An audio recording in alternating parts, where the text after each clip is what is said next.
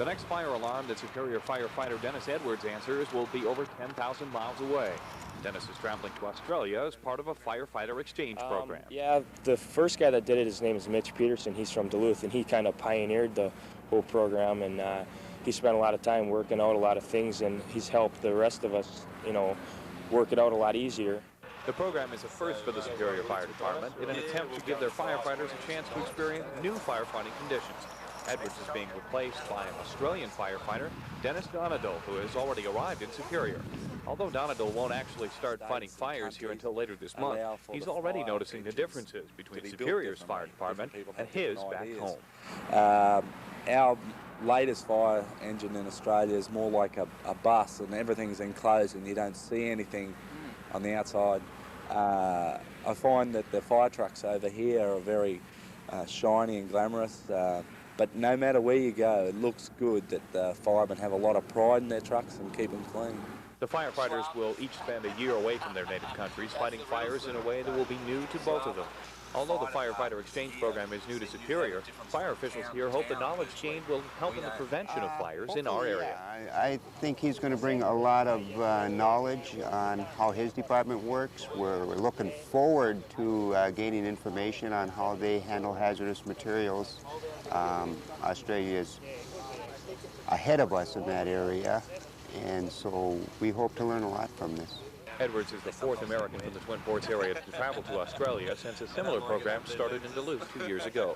Both firefighters are looking forward to the experience of working in a different climate and culture and hope to come back to their homelands as both a better person and a better firefighter. In Superior, Derek Hines, News 6.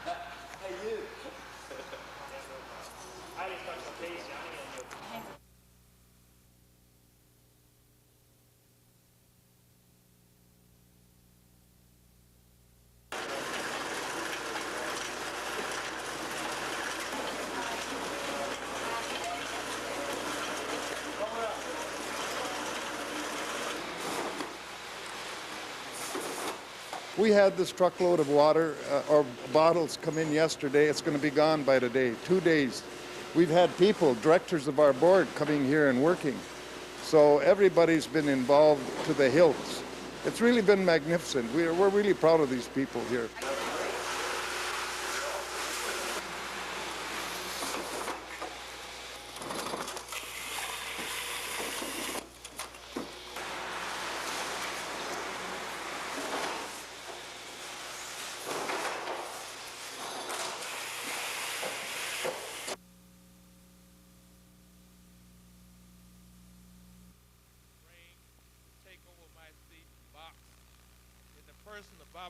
Todd, and she's a very outstanding. We, in essence, take care of the uninsured in this country. What role do you see for county officials in your proposed health reform plan? The proposal that we will make will cut out a lot of the red tape, a lot of the regulation coming from the government, coming from the way the insurance markets are now organized, and local public health units will be able to do much more with the money that they've got to serve people in ways that are more flexible and more creative. And build on America's already greatness. Thank you very much, and God bless you, and I hope He continues to allow you to.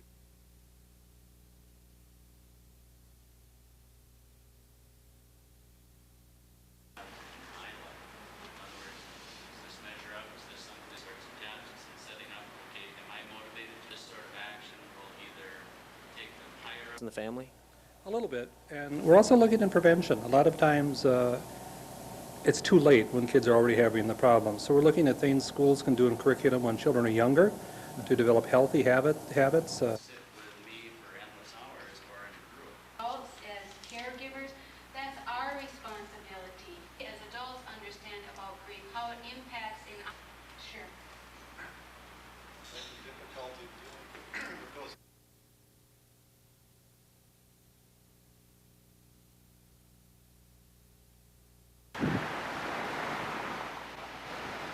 Tonight's Best Music 102.5 KZIL. Fresh music from SWV's Sisters with Voices.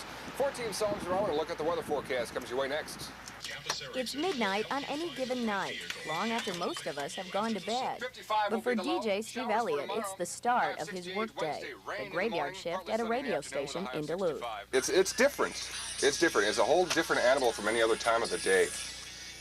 And it's very strange to some people. You know, you're getting up at night, you're going home when there's daylight. Elliott's seen the sunrise on his shift for the past 3 years. He says he actually prefers working nights to the usual 9 to 5. Hi, KZIL. Can I request H-Town knocking the boots? Sure, I'll put that on my list. Okay. What kind of people are listening at this time of the night? It ranges from anyone. People who work the night shift. I get a lot of people calling up from work. Workers like Ray Brutker and Joe Johnson at a Duluth bakery. 6 nights a week, you'll find them measuring, sifting, and rolling dough, making sure there's fresh bread in the morning. We do all the breads, the donuts, the cinnamon rolls, all your sweet rolls and things.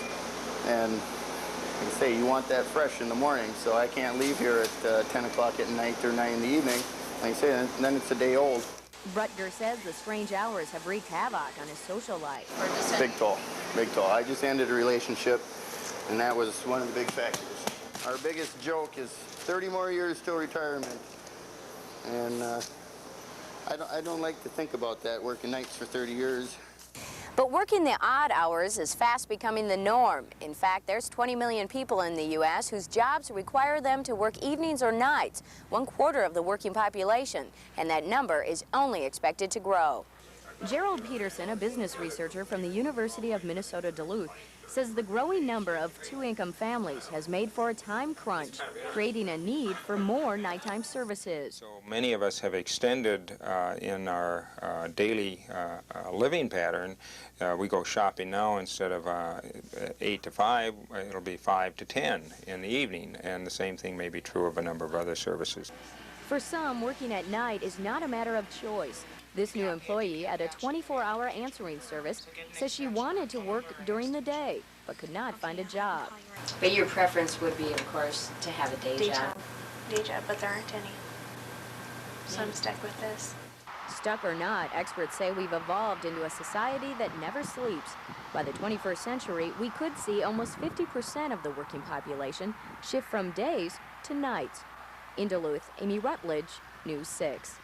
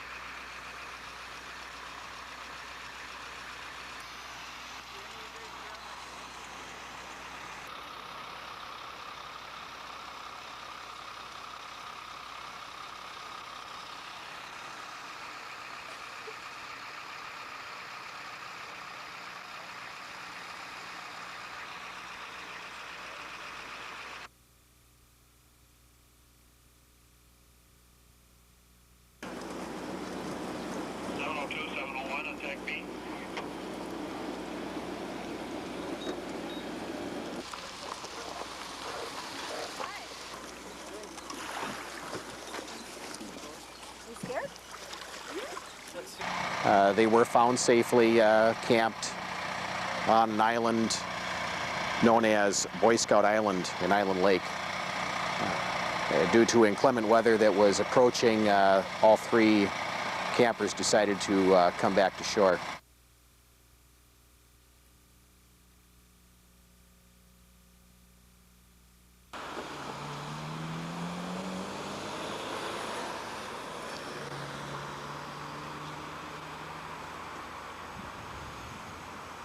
Oh, you bet.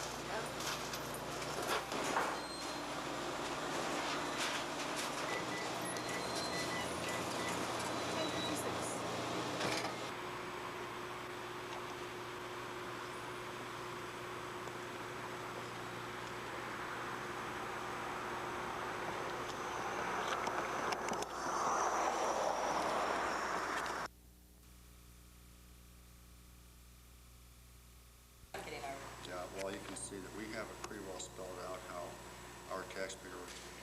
It's a big change coming from southern Arizona. School board member Ferguson said that she wanted to go home and it would take a unanimous vote by the school board to allow public comment, so no public comment would be allowed.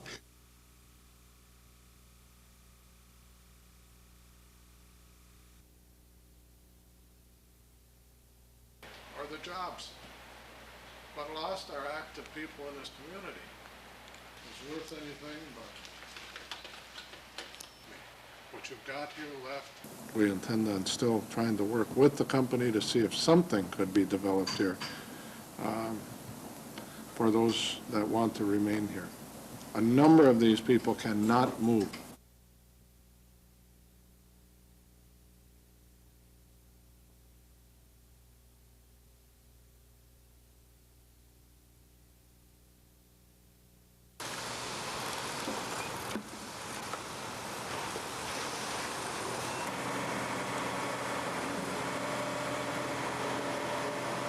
We believe that with the heavy traffic, bus and truck traffic over the last years, that there's been some rocking motion of that, and it's tended to deteriorate a lot more rapidly than we would have expected.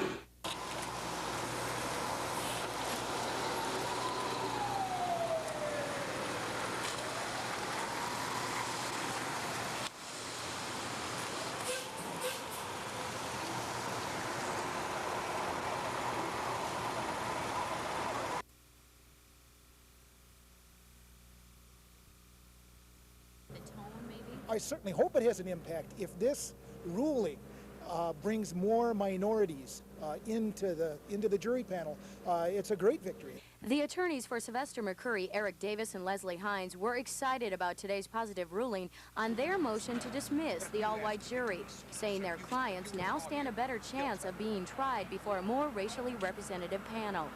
We felt, the three of us, the defense lawyers, that this was the time, because of the racial issues in this case. We have 3 black men facing a rape trial, the kind of case where sex and race are brought in, the most divisive kind of issues you could possibly have.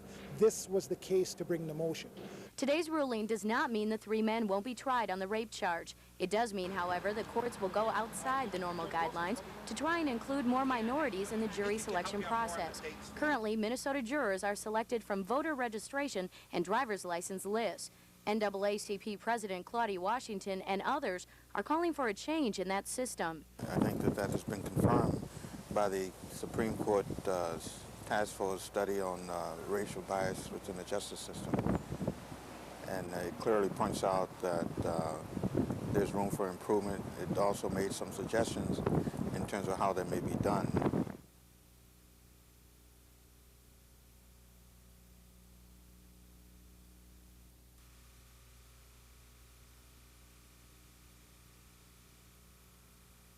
Well, you can't give up the only thing that workers have on their side if we're not able to get decent settlements. But this is a lockout. This is not a strike.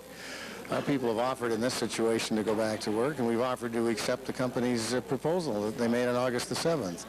The company's been walking away from that, and the company's refused our offers to return to work, and these folks are not strikers. They're locked out workers.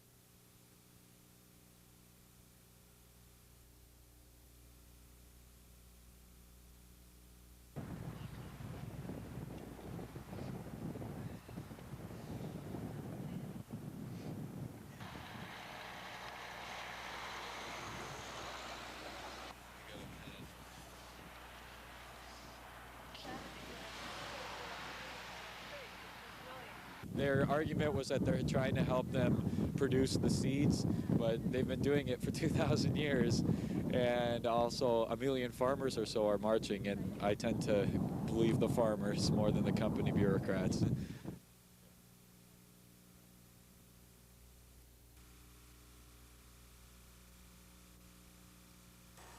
We come up with signs of the Twin Ports' growing gang problems are becoming more and more unnerving to citizens and officials alike. In Duluth, we had the drive-by shooting. That was earlier this spring. We had a recovery of some guns and weapons from kids that have gang affiliation. So there are, we're seeing a lot more weapons on kids. Along with spreading community violence and burglaries, some say gang members have begun to pose a serious threat to Superior High School students. I don't know. At Hardy's over here one day, and I just came in and I was wearing a shirt that's a Raiders.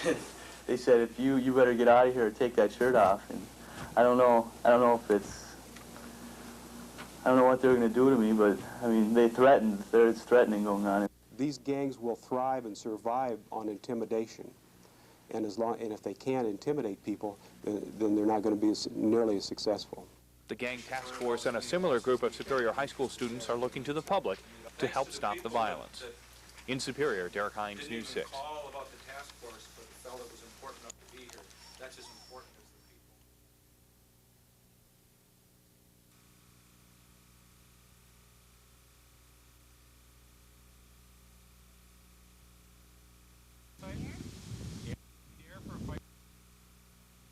Okay. When you get older, you'll probably go camping, and what we wanted, which is a big campfire, could start a forest fire.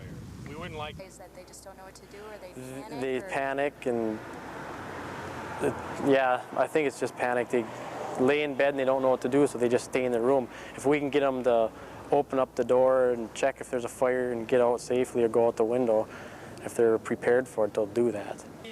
Goes off, you get out of bed, you roll out of bed, and stay close to the ground, lay on the ground, just you go to your door or your window. Okay, and if it's really smoking, Yeah, let's make it bigger than our arm. Small one here. Yeah, these have already been burned.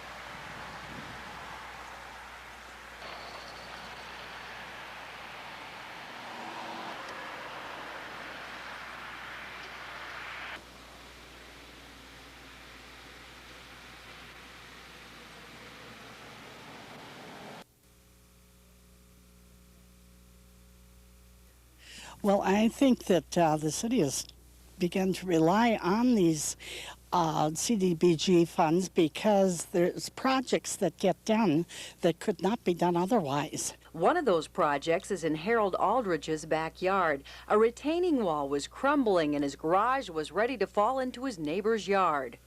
Oh, I didn't know what I was going to do there for a while. No money to do anything with, and something had to be done, and where are you going to turn? So we turned to them, and they did it for us. They, in Harold's case, is the Neighborhood Housing Service, a program seeking $210,000 in federal funds tonight to help low and moderate income residents like Harold Aldrich. Our goal is to bring the money back into the neighborhood, and we do have a good return for our money. We do a mechanism that's called a due on sale. The full amount of the loan will be put back into the program when the property is sold. NHS also offers low-interest loans and grants for residents in Duluth's West End. The goal is to expand this successful program to the city's Central Hillside neighborhood. We do focus on code violation repair and exterior repair, and our program is to revitalize neighborhoods and to help low-income people with the funding that we use.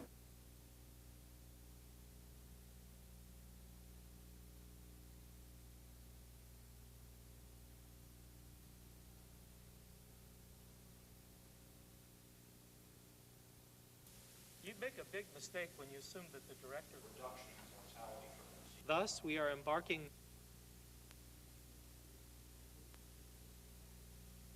We can't wait for basic research alone, and we need to learn as much about how we can apply prevention strategies now in order to respond to the needs of the American public health. That'll be some way of testing men that otherwise would get no testing. Right. In that article, I don't know if you saw it.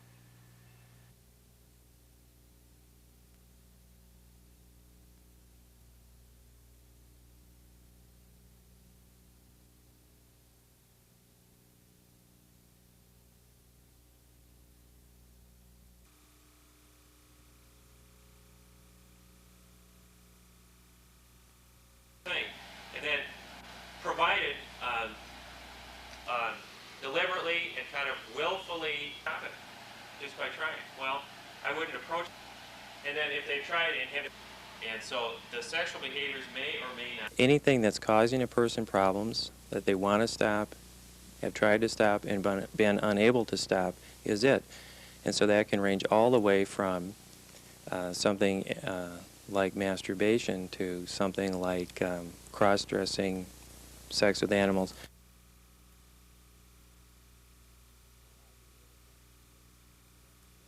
You know, this is the livelihood of most of the people around here, and everything depends on it. National goes down, and you know, we're all in a lot of trouble. The whole economy is in trouble around here.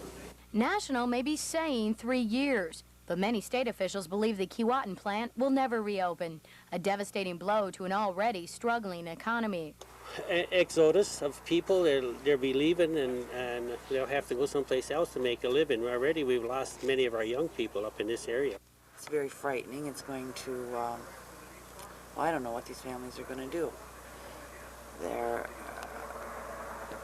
They've made their lives here, their homes are here, and it's just very frightening for everybody. The company's decision to close is being blamed on the failure to settle a 79-day labor dispute.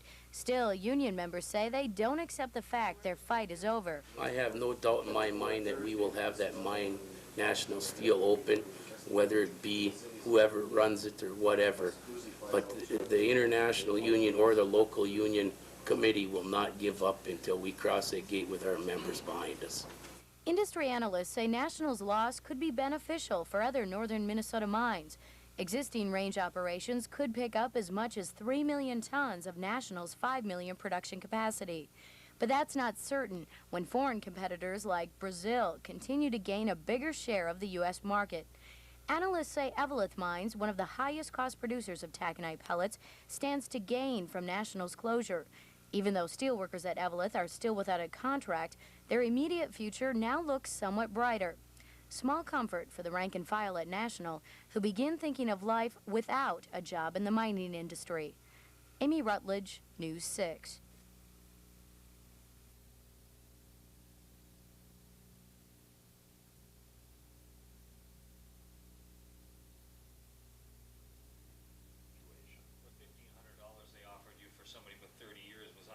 Based on the August 7th proposal that the company made to us, which did include meaningful pension increases that should... What's this do to Eveleth and USX File and other companies? I mean, other unions questioning your... And they should certainly see that... ...point on and begin the... Did Minnesota Power have a contract that expired at 5 o'clock? Well, we don't have to be photographed. Interruptible power contract with Minnesota Power.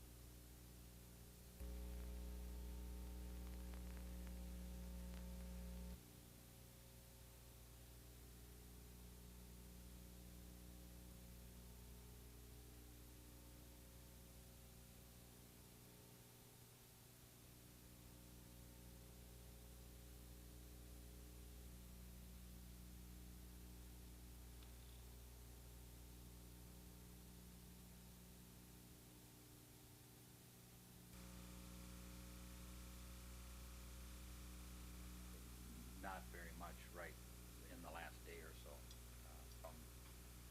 It was contingent on several things, and that is you keep the, when we were in Chicago, we did not go through a list.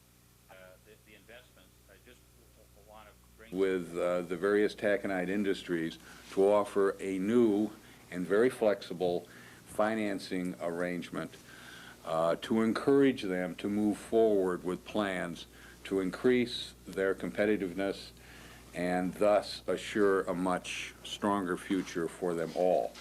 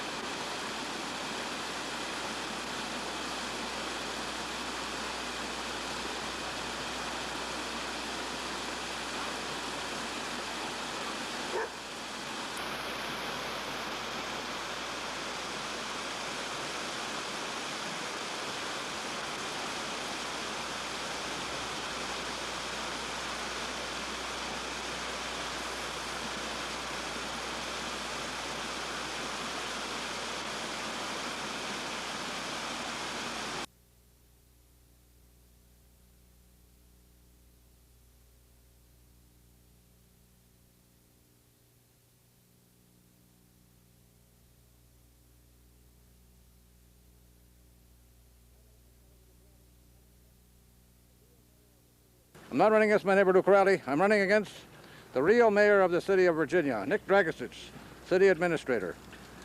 Very few officials have challenged his record on city spending and handling of the city business.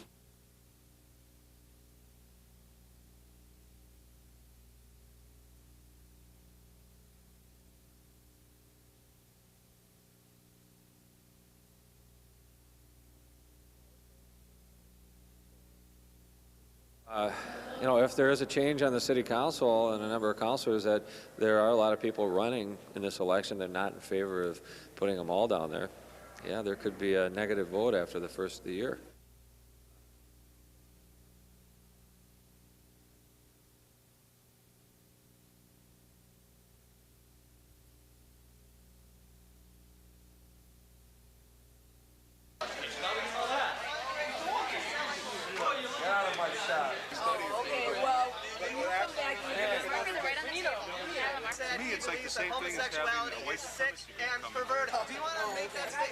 I see heterosexuality as a prerequisite to the traditional family, so we are promoting the traditional family and heterosexuality. They are by implication saying that homosexuality does not live up to their standard of what a family should be like. They don't believe that that sort of family unit should be the model for American society, so they are in effect excluding us and discriminating against us.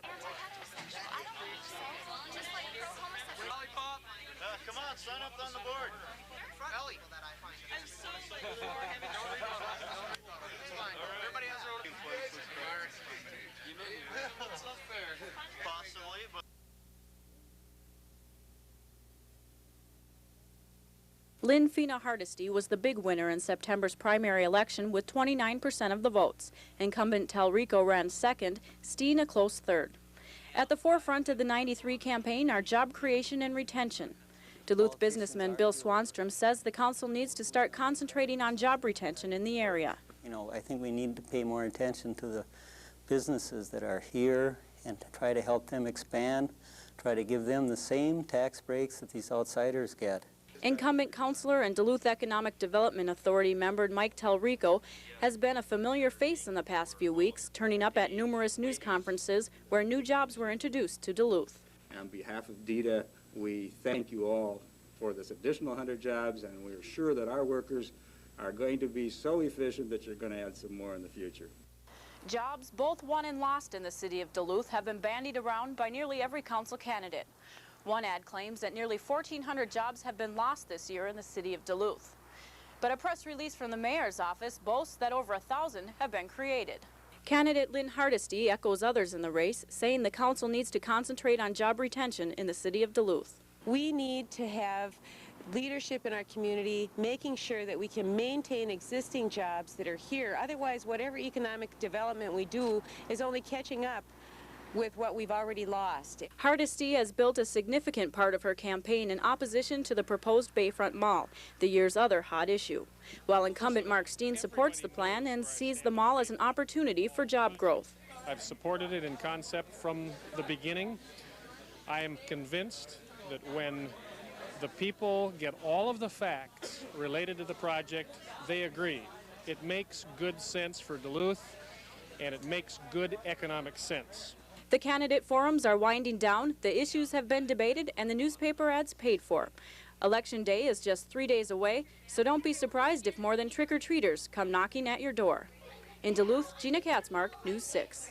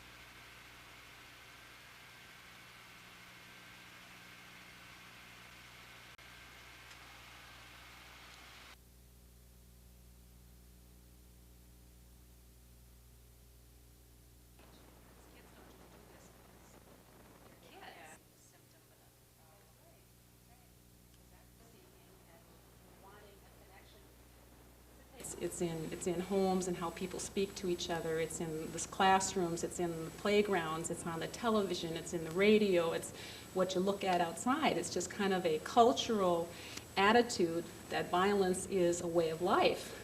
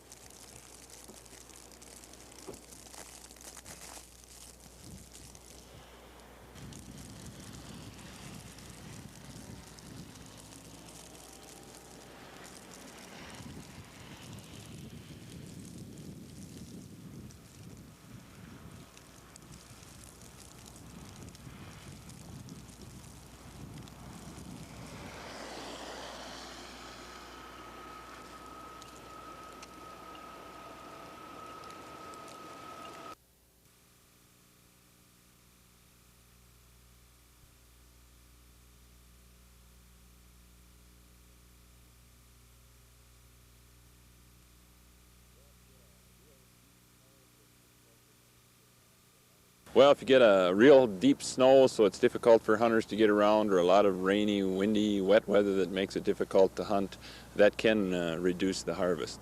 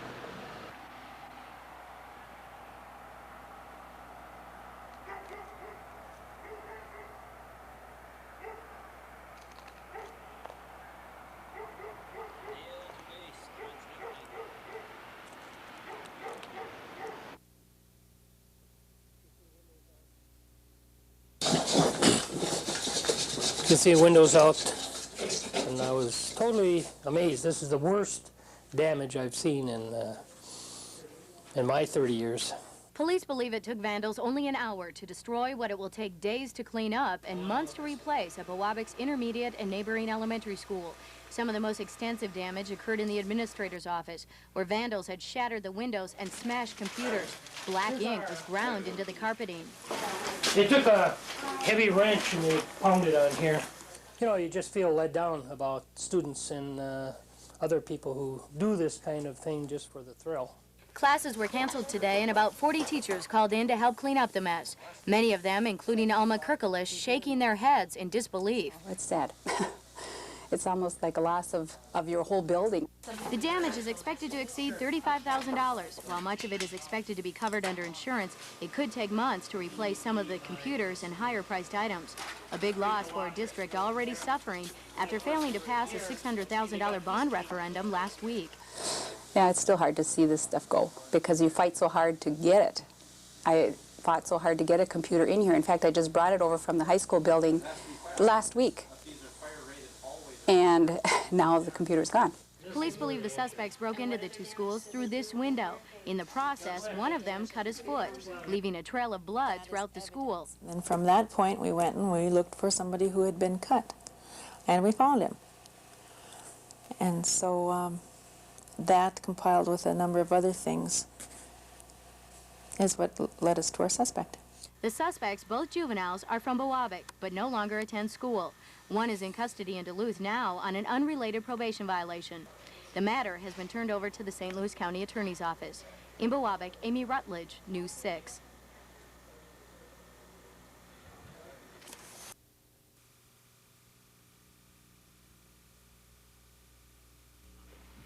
Well, I've been shopping here for years, so I don't know what I'm going to do now.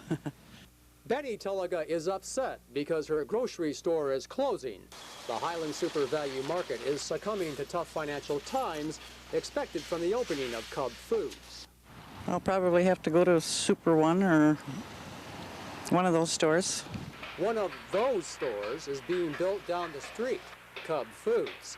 And like Super One, at Cub, you box your own groceries.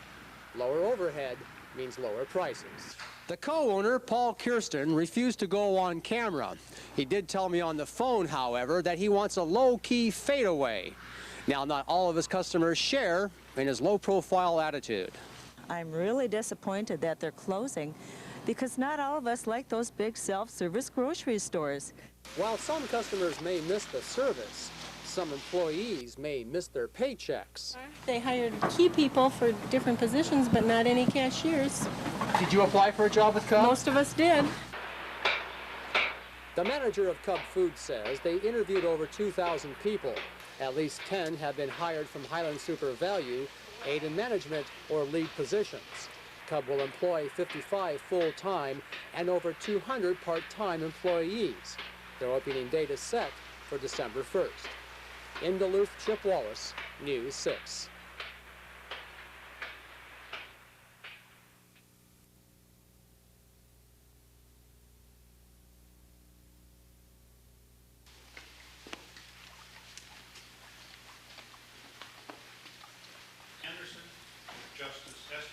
That I will support the Constitution of the United States and the Constitution of the State of Minnesota and the Constitution of the State of Minnesota. If you could have an ideal judge, it would be someone with the patience of Job and the compassion of Mother Teresa and the wisdom of Solomon and maybe the discipline of a drill sergeant.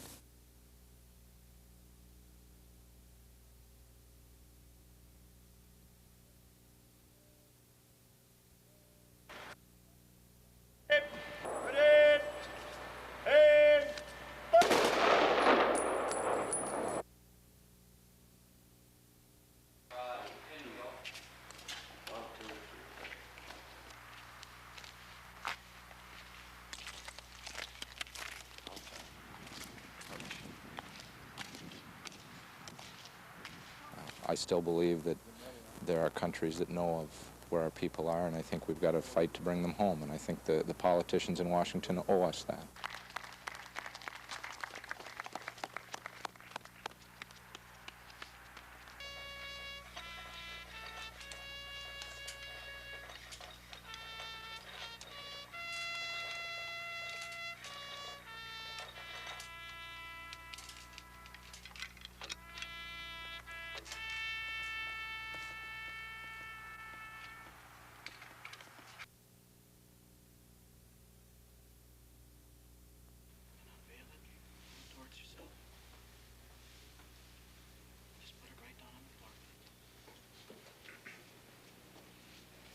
Some officers make the ultimate sacrifice. They give their lives for their community. We're here today to pay tribute to the officers who have made that great sacrifice for the citizens of Superior.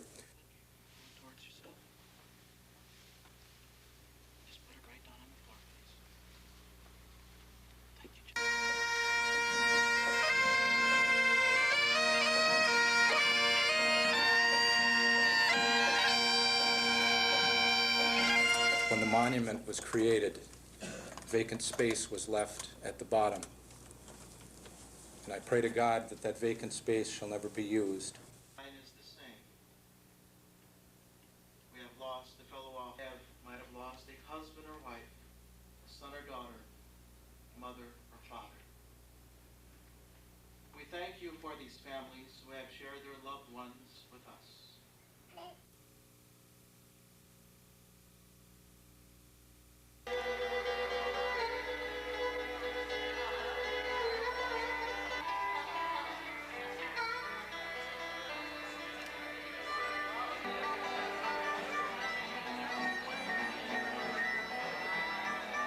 Surprises me, I guess, when I talk to women I know on a personal level, that virtually all of them have been touched at one level or another by sexual harassment, sexual assault, domestic assault, that kind of thing.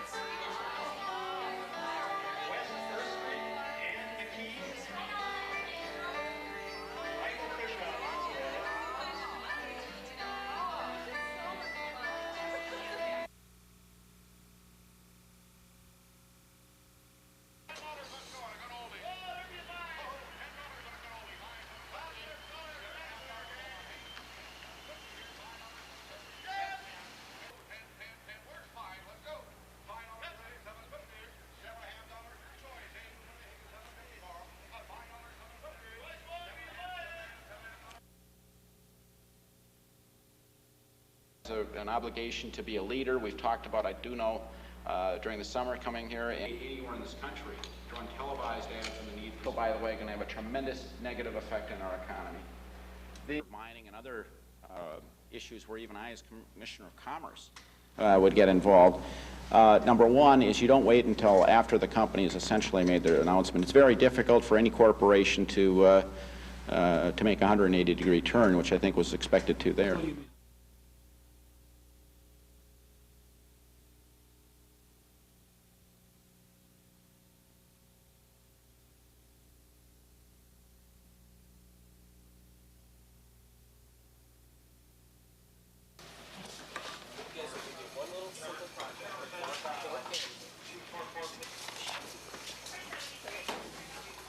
They contain a turkey, potatoes, vegetables, stuffing, and bread.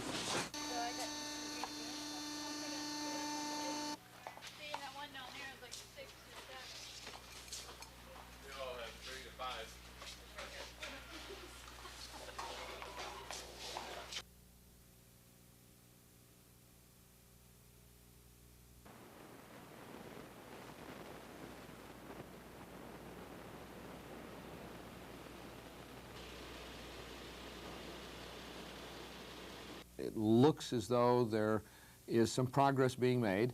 I think we all have to cross our fingers and pray and keep showing the united community front. And I think that has been very, very impressive for National Steel.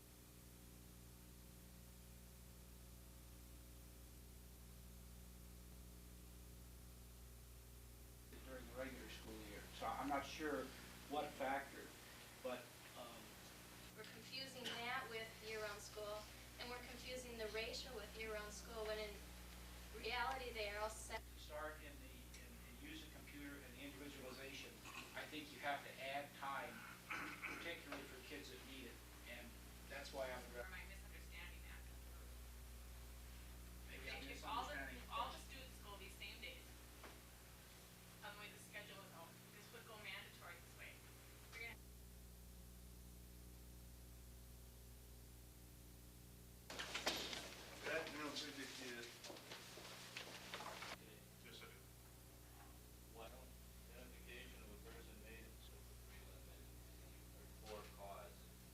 The doctor, you indicated that she is able to ambulate prior to this. Not that I'm aware of, Your Honor.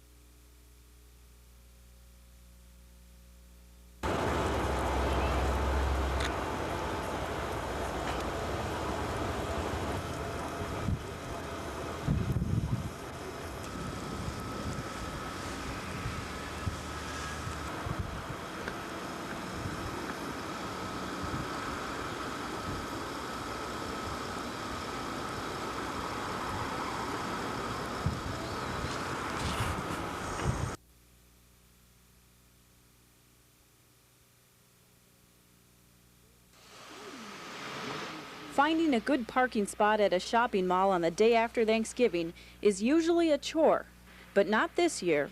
The weather is keeping the crowds down and the lines short. But bargains, tradition, and the day off from work has brought out the die-hard holiday shoppers. We've gotten bargains. This is tradition. We do this every year at 6:30. And then we're out of here by noon. Now we're heading downtown. The neighborhood would be crazy with us staying at home. Tradition. We've decided we're going to do this every year. Decided, well, we'll beat the crowds every year and come early and have fun. And the early bird shoppers today were having fun because they didn't have to battle the crowds. Despite the poor weather and a slow start to the shopping day, merchants are confident that business will pick up. We get a lot of repeat customers, and I don't think it'll hurt. Today might not be the best economic indicator for the holiday shopping season in the Twin Ports, because once the snowfall stops and the roads are clear, shoppers are expected to be out in full force, counting down the days until Christmas. Gina Katzmark, News 6.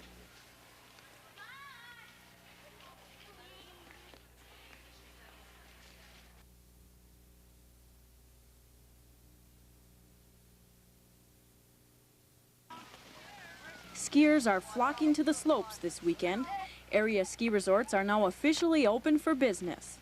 Montauk Ski Resort in Fond du Lac opened its doors yesterday. We had a really busy first day. We were kind of surprised at the number of skiers that were out with the snow and the kind of poor driving. Yesterday was the best day of business in the past 10 years for Giants Ridge in Biwabik.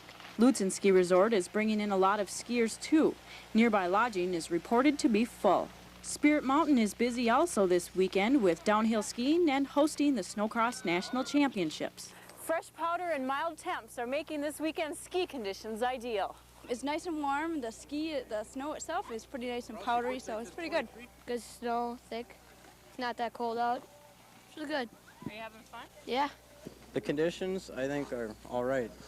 For as much snow as we've had, you know, you can't beat it. Montauk owner Linda Karlberg says the natural snowfall really boosts the business and brings in more season pass sales. It really helps the enthusiasm. Everybody wants to get out and play in the new snow. And play they did.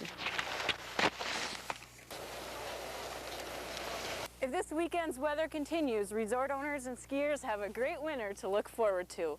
With photographer Dale Story, Gina Katzmark, News 6.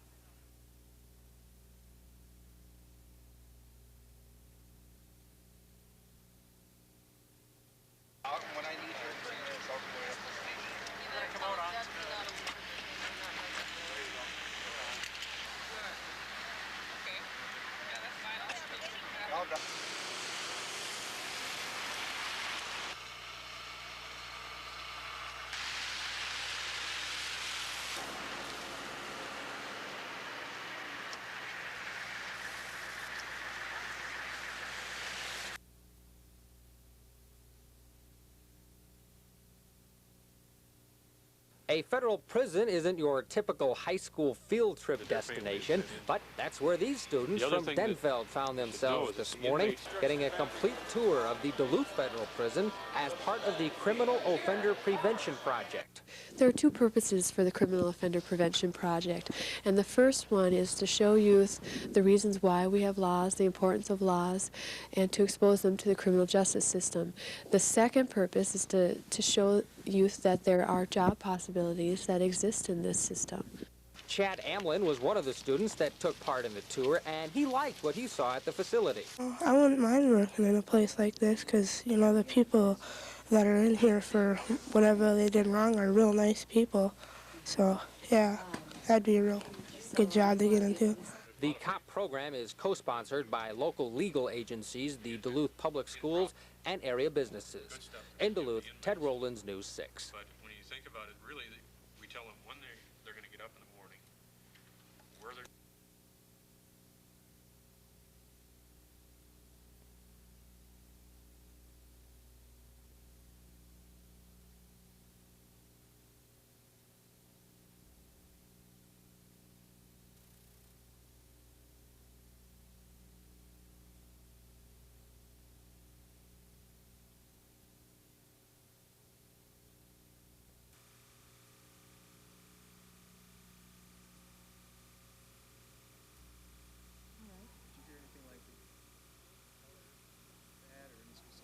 Yeah, we could hear like turbines on jets and then rocks like sounding in them when it hit, like grinding rocks, and then it just stopped. I'll let her go out of frame this time.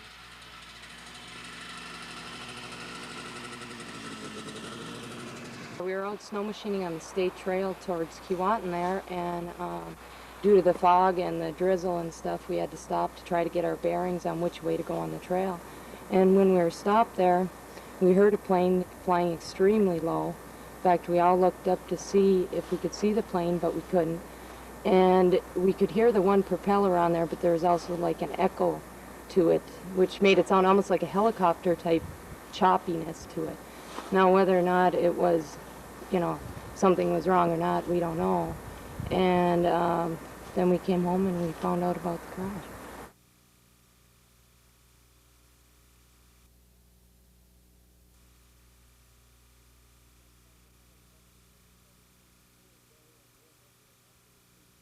Thanks, Barbara. Federal investigators had their first full day of work at the accident scene today. This morning, the first close-up shots of the wreckage were recorded by television cameras. The mangled remains of the plane graphically showing the severity of the crash. Then just after 3 o'clock this afternoon, the wreckage was transported from the scene to where we are now, the Hibbing-Chisholm Airport.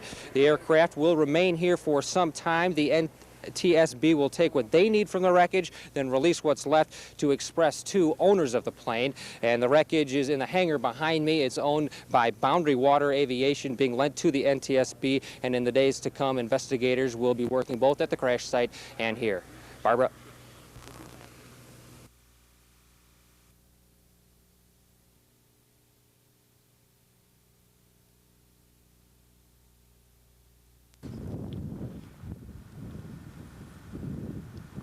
I gotta get the glass.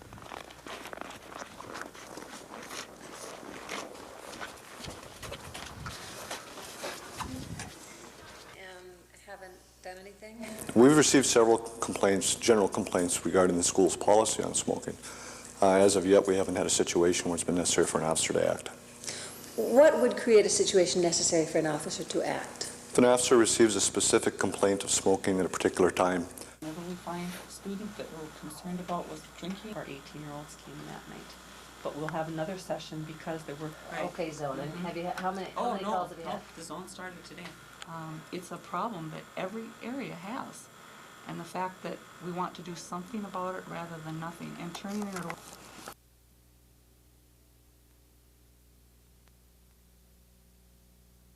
For that reason, I'm glad that she lived as long as she did, because that was not the case before she took her death. But the religious shares with the world, but time heals that pain. And getting to the misdiagnosis. Can it be judged just by what we are able to take for ourselves? What about what we're being to another? And I would say right now that Mr. Boyle maybe wishes he didn't introduce this bill. And before he's done, before this is done, I guarantee you he's going to wish it a whole lot more if I have anything to say about it and if you have anything to say about it.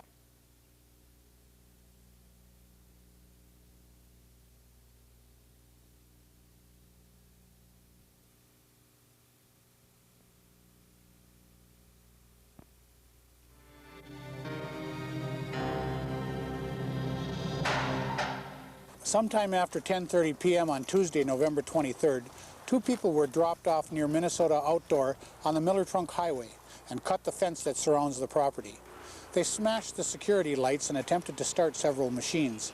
They finally stole a dark purple 1993 Polaris XLT Special and a black 1990 Polaris Indy 500 with silver running boards. Hermantown police were able to follow the tracks over the power lines but lost the trail near the intersection of Rice Lake and Martin Roads.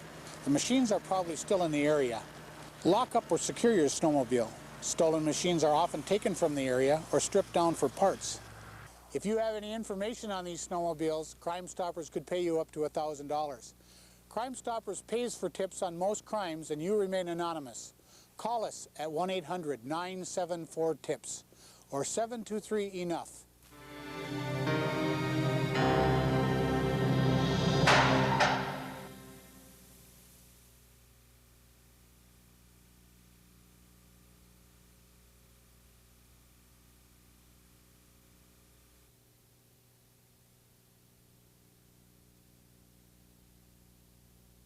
Plan as other department heads of the city? Yes, of the city of Duluth.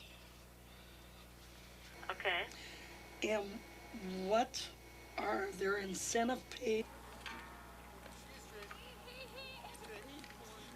This time, when we met with the authority, both the authority president and Mr. Hutchinson had a hard time recalling how many. It was obvious to me that Mr. Hutchinson did not want to give specific answers.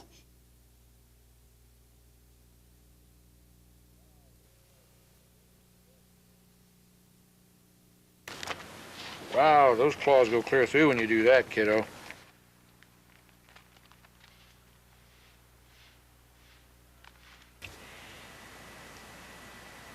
Just perched there. Oh, she's got her peanut. She's happy.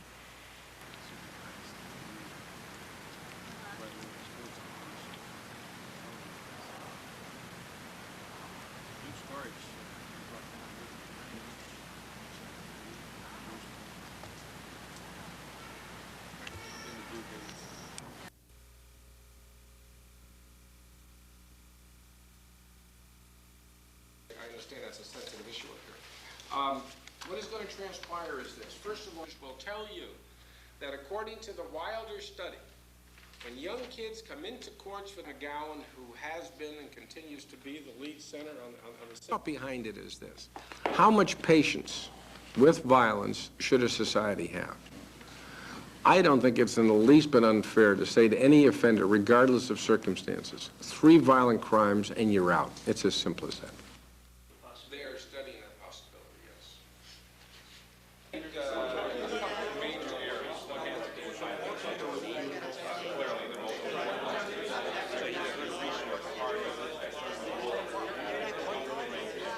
I will mention.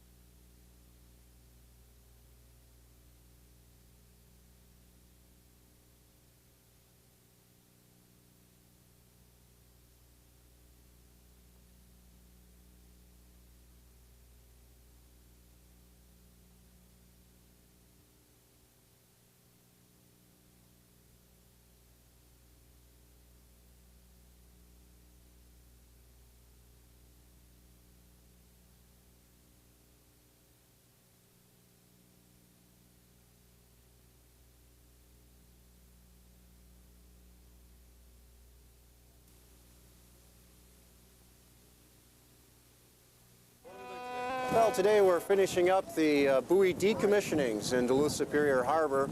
We've got just 5 buoys left, and it's probably a good thing we're doing them. The ice has been blowing around enough over the last couple of weeks that we've destroyed a few of the solar panels that are on top of the buoys that power the lights.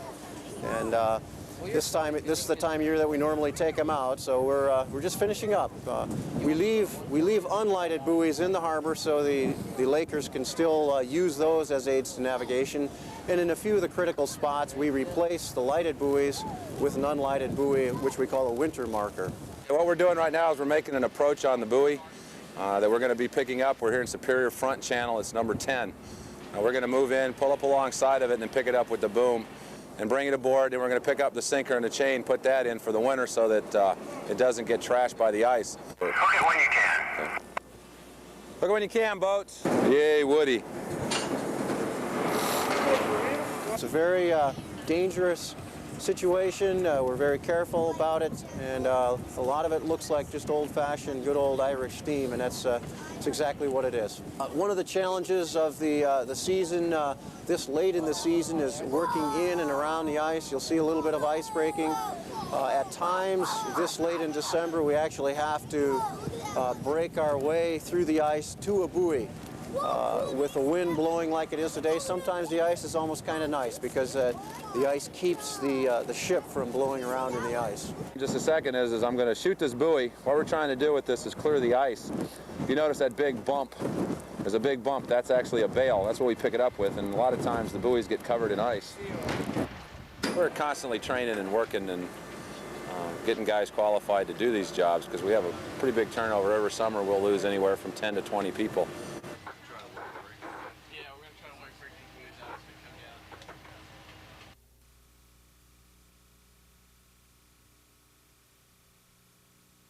The salary was raised right before Mayor Doty came into office.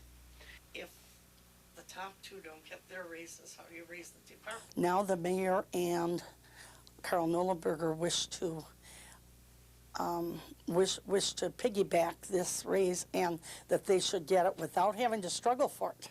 I've compared salaries of administrative assistants, chief administrative officers, city managers throughout the state of Minnesota. And for 1993, Carl is well below that. This will bring him at about the average of what those kinds of professional people make. You have to keep in mind that Carl didn't get a pay raise for 1993, and the reason...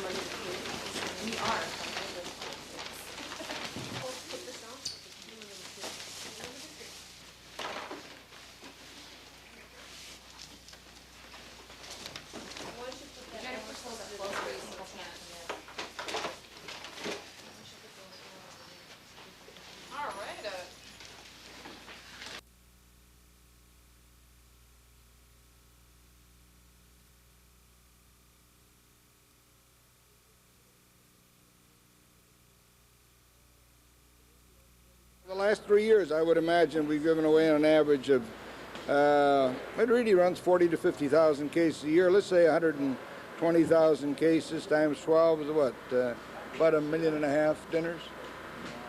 Yeah, well, that's good. Plus the turkeys, because you got to have a little turkey, you know.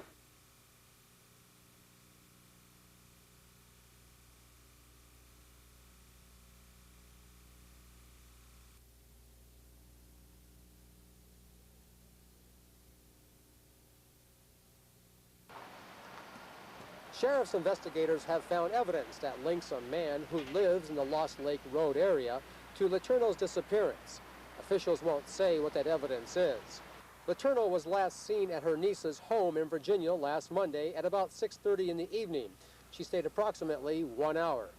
Her family is afraid of jeopardizing the investigation. That's why they're refusing on-camera interviews. But a family friend did say they just want answers. It doesn't look like they found anything yet. We're still hoping that there's a possibility she'd be alive, but it doesn't look very good at this point. 7 sheriff's investigators and 2 Evelyn police officials are heading up the investigation.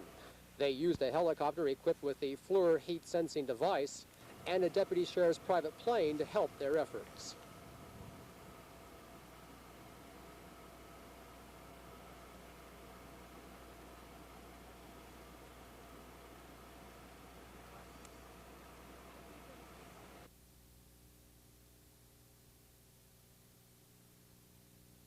Recommend moving that forward as the first item on the agenda. Policy to be that we direct. It's a big murky area whether we have to approve regulations. I think the majority of kids out there are not wearing hats because they want to be part of a gang. They're wearing them because they want to make a fashion statement or style statement. They can do it for $20. All kids basically can afford a hat for $20, but they can't necessarily afford a $300 pair of Pepe jeans. Starts on the coast, moves to the Midwest, and when a ban of hats, caps, scarves, jackets, and coats. That's so far. And this District Advisory Council had some recommendations on some changes, and I hope that they all got in there. There were quite a few, so I'm not sure whether they did or not.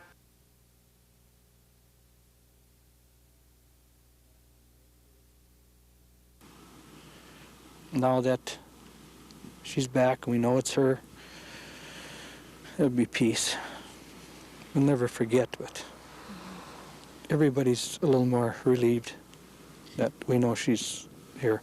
Family and friends are trying to cope with the loss of Luella Letourneau, an Evelyn woman who died apparently at the hands of a rejected boyfriend. Blood-stained snow still marks the area where 54-year-old Richard Floyd Little led Northland authorities to the body. In a criminal complaint, Little confesses to stabbing and shooting Letourneau repeatedly on a St. Louis County bridge. Family and friends say that's exactly what Letourneau was afraid of. She was worried that she was trying to break it off, and he didn't want to break it off, and he had made threats toward her before, and so she was definitely worried. The rise in domestic violence deaths has a lot of people worried.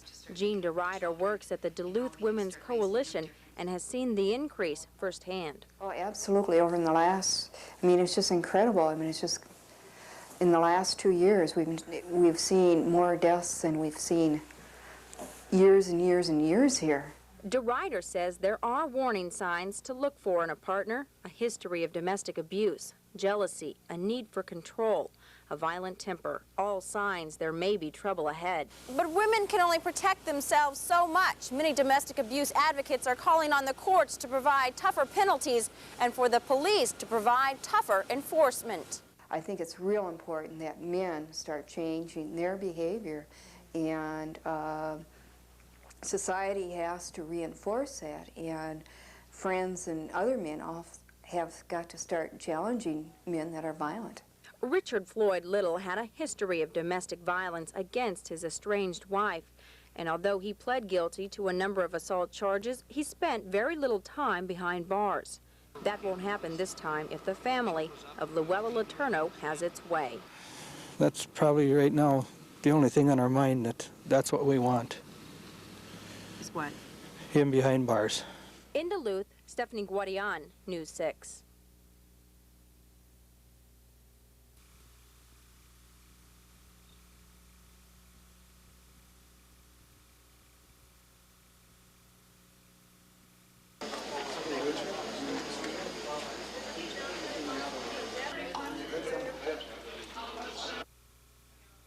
have some drivers out that are picking up some people, and they're also taking meals to people's homes, to those that can't get out today. So we want to make sure that nobody goes hungry today. There's no reason to.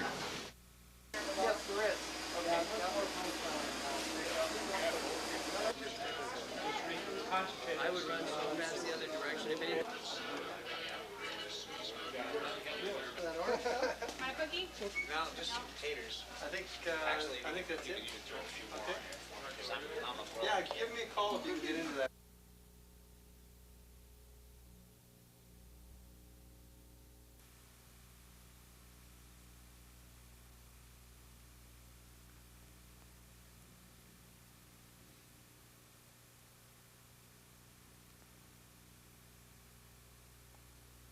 There's about a foot of ice out there, so there's no problem with that at all.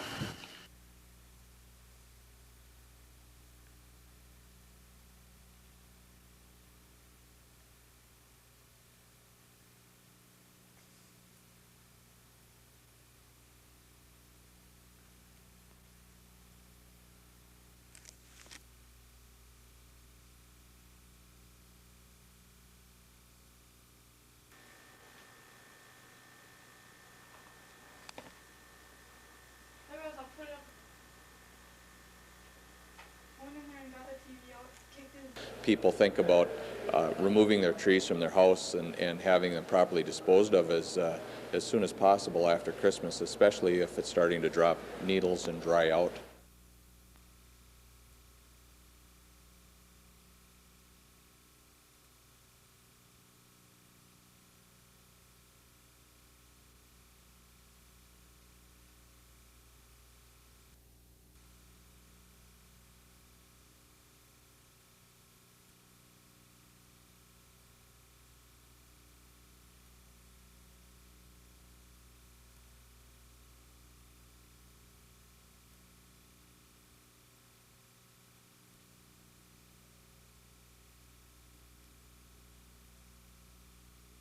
When the smoke detector went off, we didn't know what was going on, and we went to get the kids out and we tried to make our first escape, and we couldn't go down there. But I know that if we didn't have the fire smoke detector, that we wouldn't be here.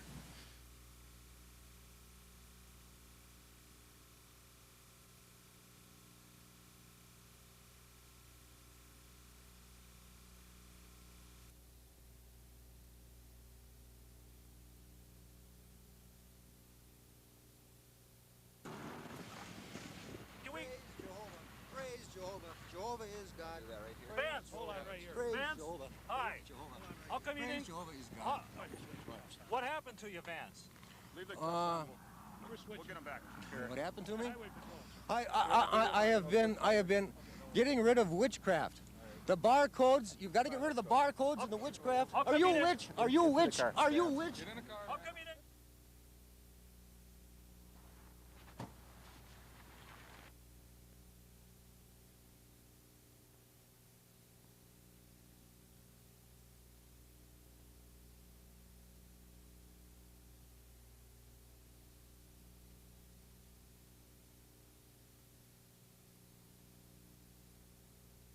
Why would anyone leave the warmth of Southern California and head to northern Minnesota in the dead of winter? Well, anyone who loves hockey can understand why the trip from the San Fernando Valley was so important to the young West Valley Wolves team.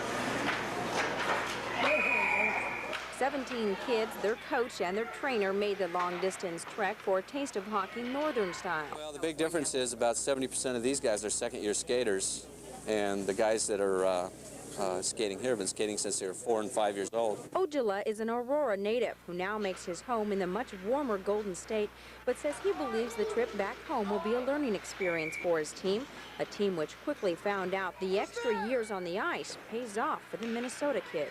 Yeah, they're really good. Awesome. Kicking our butts. The game here is a lot faster, it's a lot quicker. It's great. And it's this hands-on experience the team is hoping to take back to California with them. We're actually seeing how the game should be played.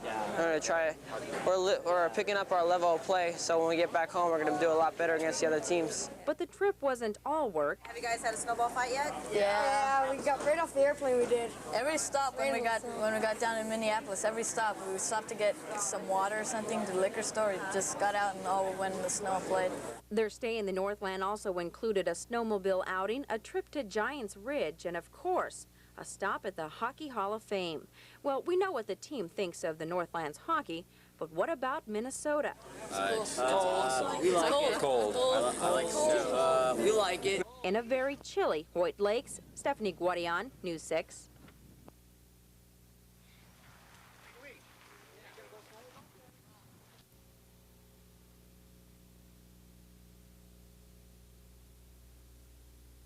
Any amount of alcohol. Never had too much to drink.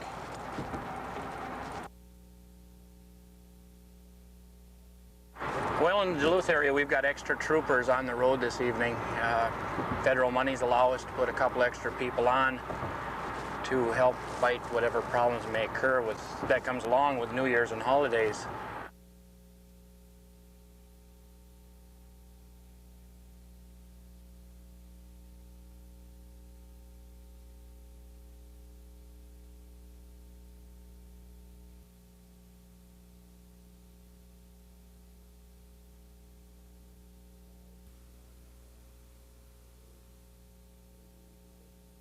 One is to provide non-alcoholic drinks for those who may be the designated driver or who don't wish to consume alcohol.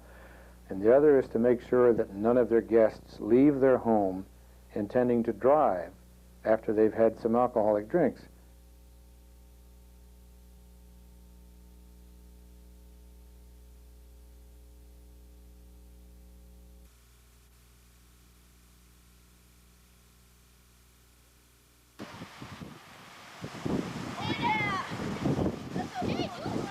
Very few people were out walking the streets of Superior today. In fact, the town looked deserted.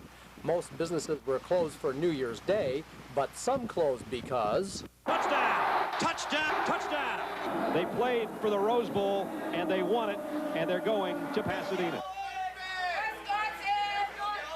They closed up shop today to watch their Wisconsin Badgers do battle with the UCLA Bruins. Fans packed into sports bars like the locker room to watch the game. Some came from far away as Thunder Bay to watch the 80th installment of the Rose Bowl. We came down here especially to see the Badgers win. Well, Wisconsin will take it. Some fans look at the game with an analytical approach. I think Wisconsin will because the Big Ten's a tougher division than the Pac-10 is. And they play tougher football every day and week in, week out. Besides sports bars, T-shirt stores get into the act as well. They look forward to better business and show their support. They're a better school, better team. They're from the right place of the country, for sure. I'll go 17-10. Low-scoring affair. Probably be about 27-24. Business and numbers aside, when the first touchdown of the game was made by the home team, the fans exploded. But I come over here to be with my buddies and fellow cheeseheads to root Wisconsin on to a Rose Bowl victory.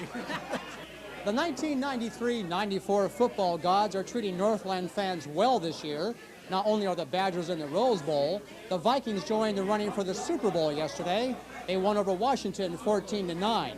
So it could be the Minnesota Vikings or the Green Bay Packers in the Super Bowl. Reporting from Superior, Chip Wallace, News 6.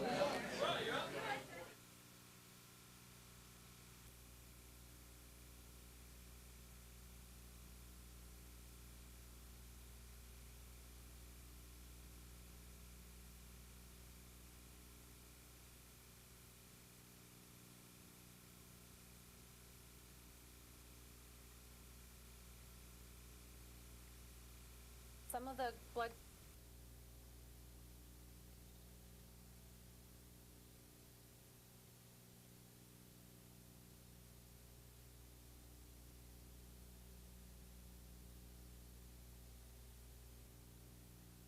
Downtown Coleraine was quiet today.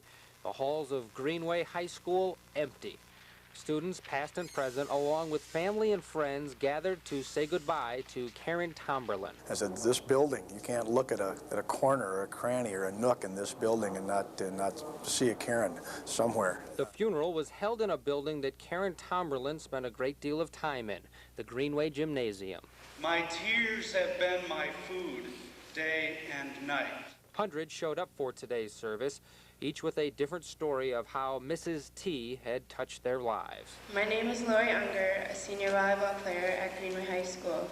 Tomberlin was diagnosed with inoperable brain cancer 8 months ago. She died at her home in Coleraine Thursday at the age of 50. While coaching at Greenway, her alma mater, she won 2 state championships, one in volleyball in 1985 and a 1983 track title. Family and friends today remembered Tomberlin with stories highlighting her ever-present positive attitude, recounting that even as she fought for her own life, she was always concerned about the well-being of those around her. Karen Tomberlin will be missed. For the last 8 months, I've asked myself why. Why did this have to happen to someone like you?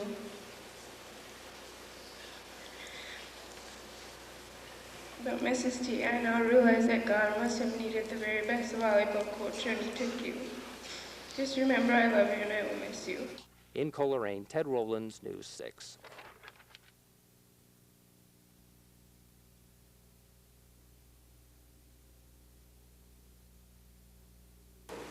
Once in a while, we as Lutheans need this sort of reminder.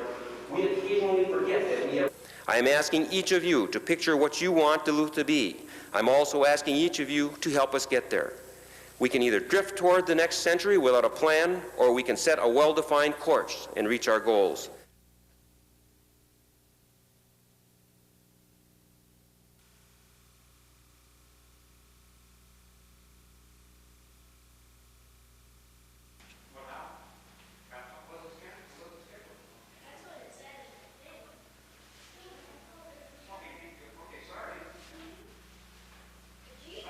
We negotiated late into the night last night.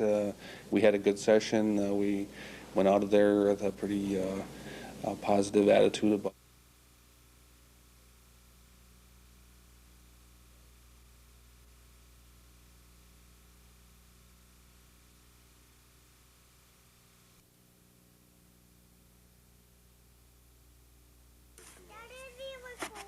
Is it?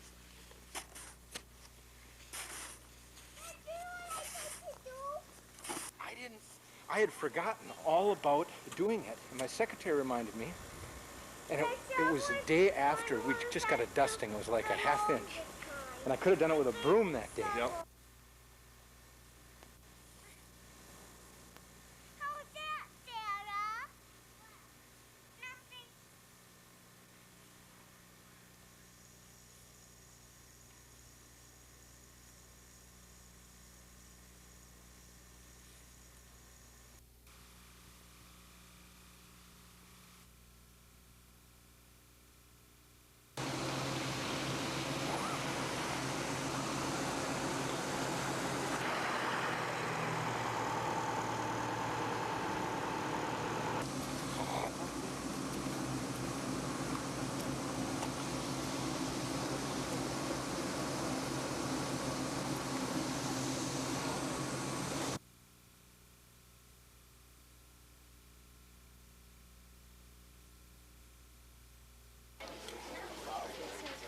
Crowds started gathering around noon at the Cinema 8 Theater in Hermantown today, where Iron Will opened at 1 o'clock.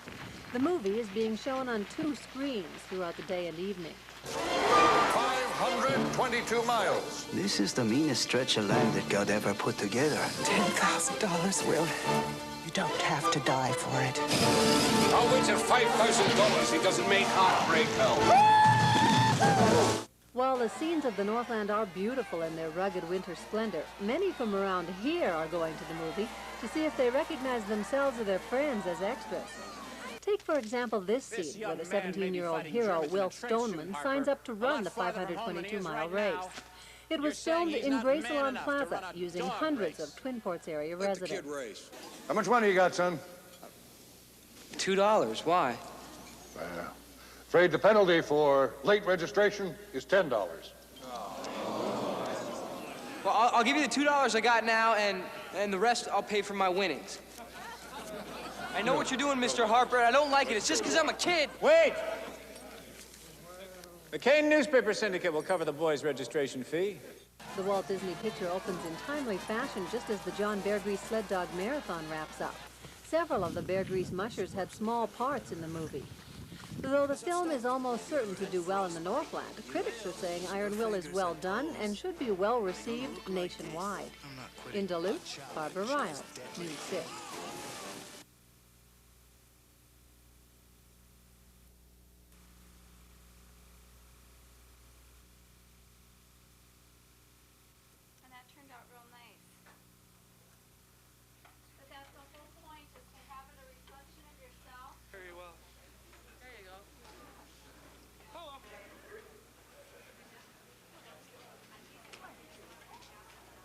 We are trying to do some follow-up sessions. We have a grant from the MEA, the Minnesota Education Association, and we have been working throughout the school year, bringing in other presenters on, zeroing in on certain topics like the drinking problem and drug chemical abuse. So we have other sessions kind of following up throughout the year on those issues.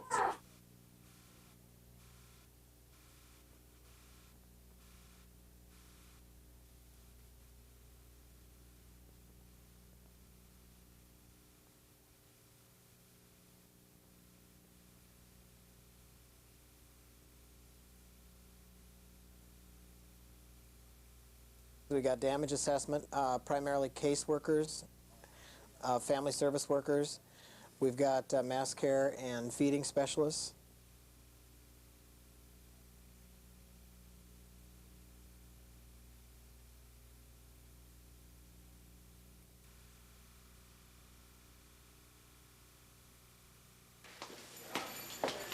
Teachers in the Proctor School District braved sub-zero temperatures this afternoon to cast their vote. Although both sides agreed not to talk to the media until the vote is tallied, one teacher gave a message of hope. So I wanted to ask you if you were happy with what the contract says. I am happy this is going to be over, I hope. 9 area districts, including Proctor, face financial fines of $25 per student imposed by the state if contracts with teachers aren't settled by midnight. In Duluth, talks broke off yesterday. That means a loss of $385,000. District officials say that's the last thing they need. They're already in the red, $4.8 million. We are not going to make a settlement that brings more debt onto our debt load already. And their feeling is that we don't care about your debt. We don't care about the lack of revenue. We want more money. Average teacher salary this year has decreased by approximately $1,000 per teacher. If the district were to have accepted the proposal which we made last week and then the latest proposal of this week, actual teachers' contract costs would have decreased. This would not have added to the district's debt. A district spokesman told us the Proctor vote passed this afternoon. By how much is not clear.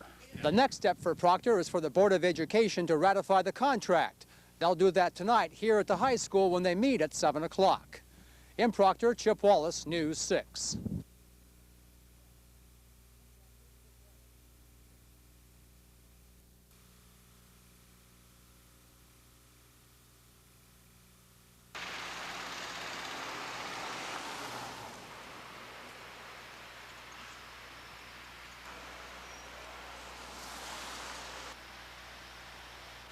As a business association, they become more active and they want to look at ways to improve their business community, and that's not unlike other parts of Duluth. So I think it's a real positive step on the part of this area.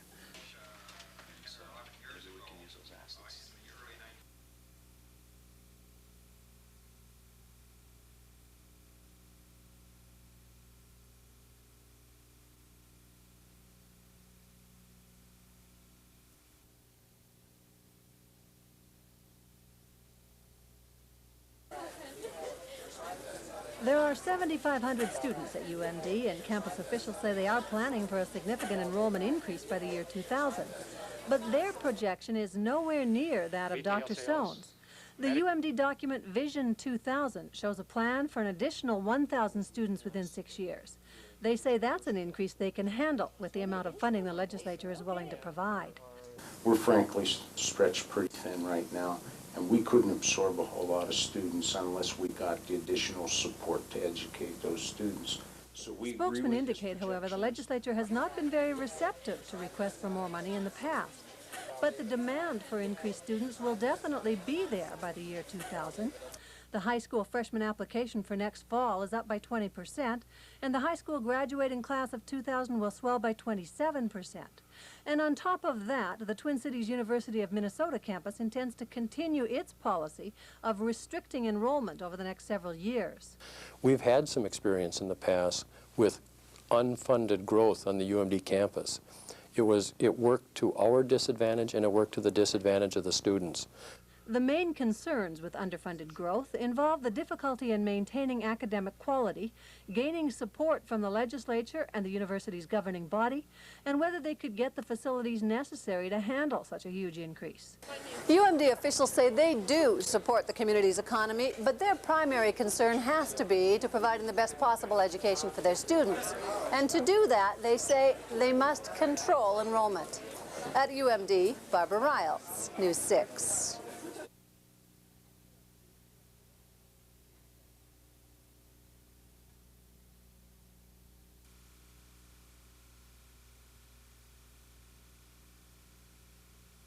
Mark Johnson, those folks are both at large.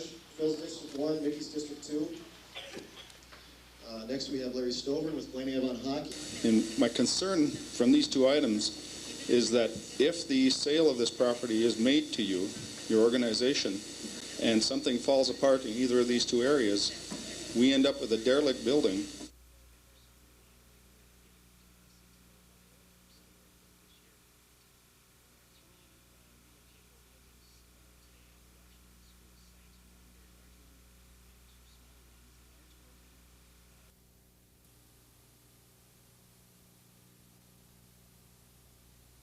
I can tell.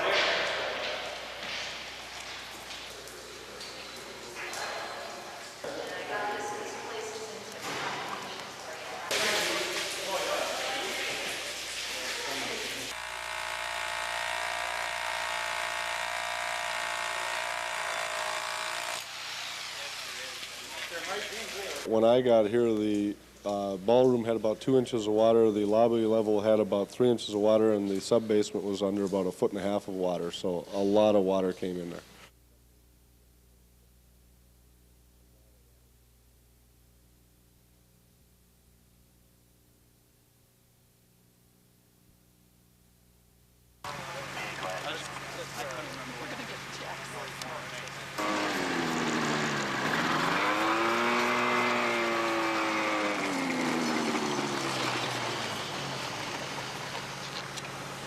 Ribs, and I could feel the bones around me. You remember everything that happened? I get you. Don't get. Okay, squeeze that trigger on the end again. Okay. Okay, push it in. Corey, you got your number on it? Right over that way. It's John, right? There we go.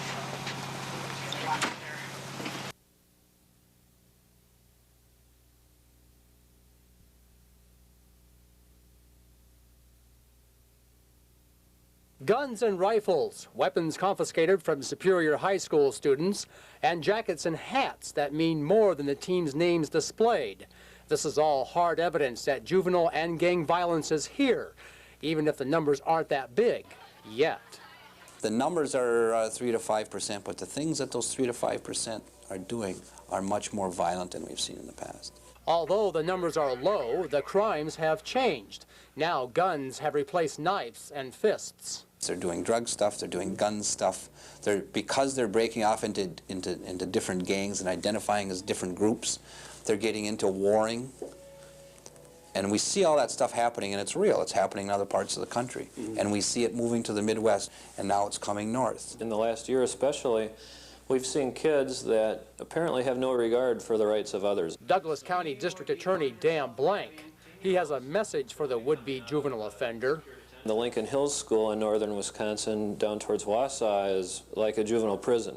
It's a secure detention facility. We're using that, we're tapping into that a lot more to send a message and to take some of these kids off the street. Experts say the answers are complex, but at least there are suggestions and a word of hope. I feel that we'd have to go back in time about 20 or 30 years and have families give their kids more attention and more direction and more discipline and teach them more respect for authority, other people, and their property. Okay, Duluth has always been criticized as being 10 years behind the time, but there's an advantage to that. And that is that it may take the hula hoop 10 years longer to get here, but we can see it coming. Tomorrow we'll take a look into our own backyard. Violence in the media. Is the current censorship enough? In Duluth, Chip Wallace, News 6.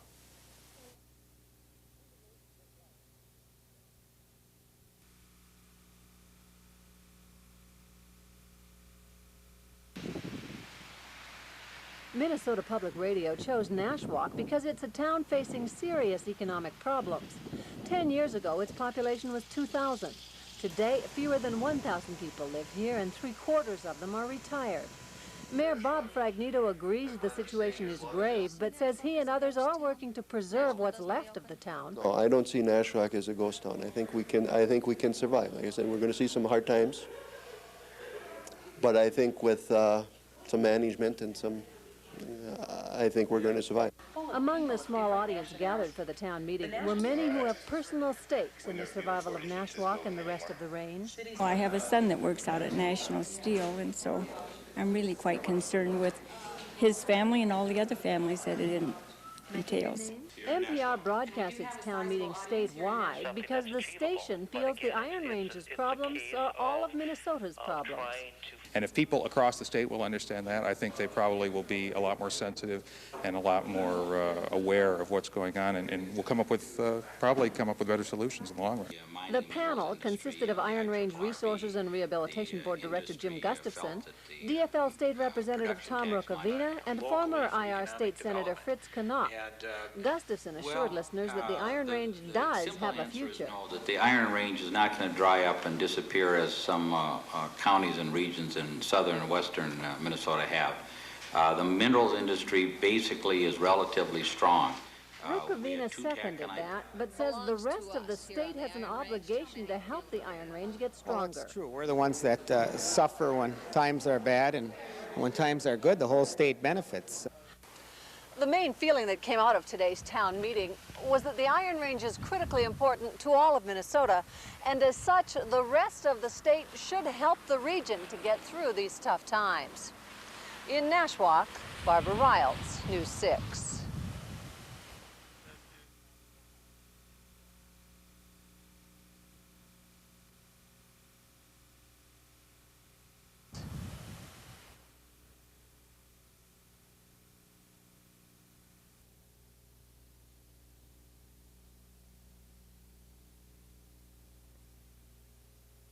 Public hearings like this one in Duluth last night have given area residents their chance to be heard on the final site and design of any safe harbor.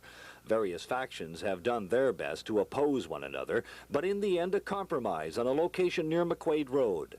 Still on the table 5 designs. But last night when we walked several group leaders through the concepts, this is the one, Design E, that may end up being built based on a consensus of opinion. I like the other sites, but this seems to be just fine. If everybody will agree to it, that's what we've been looking for all along. But if design and site have been decided, that's only the beginning. Now the fight begins to fund any safe harbor, and that's not a certainty, particularly since there are those who continue to fight the battle of need versus desire. Legitimate desire. Now, what in the hell is a legitimate desire? I mean, I have a legitimate desire to have to go to the moon. Does that mean that the people of the United States ought to fly me to the moon? That's ridiculous. A lot of people have legitimate desires, but as I said at the first hearing on this topic, so there is absolutely no need, because if we didn't recognize the difference between a need and wanting something, we'd all be in jail. One more of these public hearings will be held before the Special Committee on Access begins its deliberations. A final report may be months away. But when you consider this entire process actually began 12 years ago, supporters say a few more months don't mean very much. In Duluth, Duke Skorich, News 6.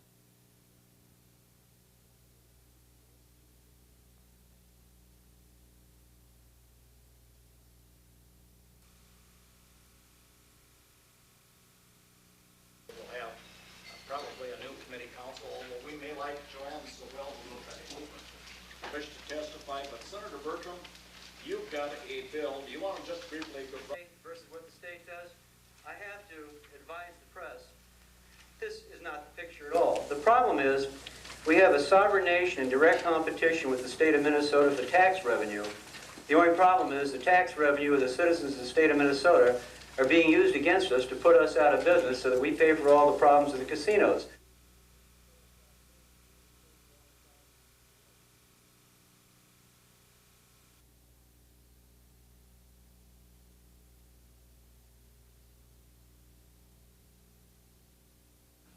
Bumps and bruises are to be expected during the Super Bowl. Unfortunately, many of tomorrow's injuries will be off the field. As the Super Bowl hype rises across the nation, so does domestic violence. I think the combination probably occurs because there's probably a lot more drinking going on during the Super Bowl time. And I think there's more stress because there's usually, you know, money placed on bets in terms of the Super Bowl games. Even though there's a link between game day and domestic violence, DeRuyter says the Super Bowl itself is not to blame. And we're not saying like the Super Bowl causes violence or, you know, gambling or drinking causes violence. But if there already is violence in the family, you know, chances are that may trigger things at that particular moment, or things may escalate, you know, a lot more when there's drinking and other elements involved there too. The rise of domestic violence on Super Bowl Sunday isn't drastic in the Northland, but women's shelters do fill up this time of year. As game day approaches, Jean DeRuyter says shelter coordinators like herself just have to stand by to see if this Super Bowl Sunday becomes a violent one. In Duluth, Gina Katzmark, News 6.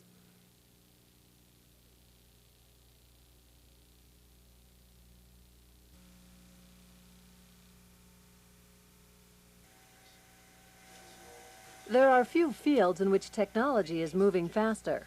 This is a baby born at about 24 weeks. Just a few years ago, a baby born this prematurely had next to no chance of survival. But today, rapidly advancing medical techniques dramatically increase a preemie's chances. X-ray control? Yes. X-ray. Yes. Every day? Every day. No, not every day. These pediatric surgeons from Petrozavodsk have spent 2 weeks in Duluth and will spend another 2 weeks at Children's Hospital in Minneapolis, visiting with pediatric specialists and observing surgeries. The skills and techniques that the doctors learn on this exchange will do more than help just them and their patients. When they get back to Russia, they will teach other doctors everything they have learned. Dr. Rod Krieger, who led today's tour, says when he visited Russian medical facilities, he was surprised to find that most were well supplied with the latest equipment. But he says the advanced life-saving neonatal equipment is not as readily used in Russia. I think they are in a position, at this time anyway, where they would not necessarily be as aggressive as what we would be, particularly in the babies that are very, very tiny. The doctors discussed the use of heroic measures and the ethical questions revolving around whether to use every possible method to save a premature infant, even when the child might have ongoing medical problems. Now we use the same equipment and tried to use the same new technology in our work. Dr. Krieger says the exchange program is a two-way street, with American doctors learning as much from the Russians as they learn while here. At St. Mary's Medical Center in Duluth, Barbara Riles, News 6.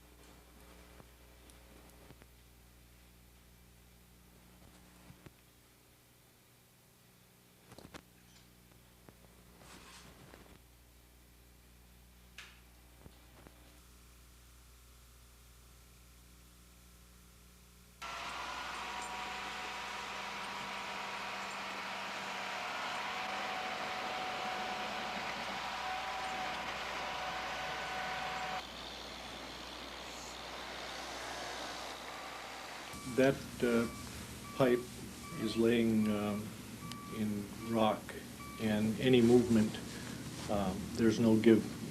In normal areas, there's soil that'll give.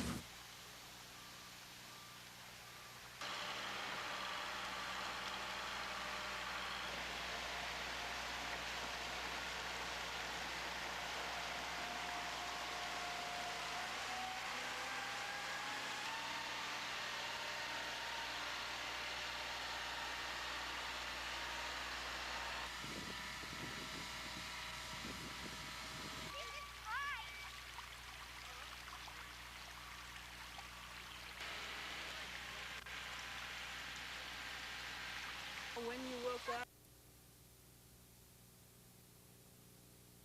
7 years ago, somebody said that it was impossible for, of course, Chuck didn't think I was the strongest lieutenant governor. You've got to have the fire. The fire's got to be burning so hot in you that you want that more than anything else in the world. And then one Sunday night I came home just in time for dinner with my family, and this little guy next to me said in his dinner prayer, "Thank you, Jesus, for Daddy coming home." Well, the fire started getting kind of dim then. Right, Spud? It's meeting the people. It means going to every little town you can. The decision is painful to make, but when I look at all I have to be home for, it really is clear to me that it's the right choice.